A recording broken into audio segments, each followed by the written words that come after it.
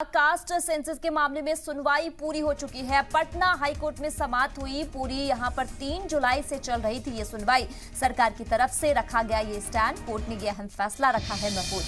अगले हफ्ते इस मामले में फैसला आने की उम्मीदें बताई जा रही है। तो कास्ट सेंसस के मामले में आज जो है वो सुनवाई हुई। तो पटना में ये सुनवाई हुई है।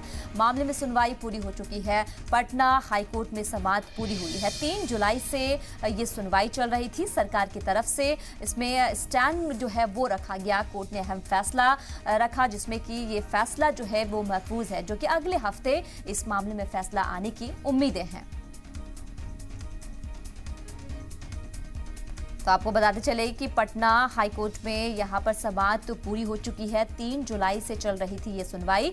सरकार की तरफ से रखा गया है यहां स्टैंड। कोर्ट ने फिलहाल फैसला महफूज रखा है। अगले हफ्ते इस मामले में फैसला आने की उम्मीदें कही जा रही है। इस पे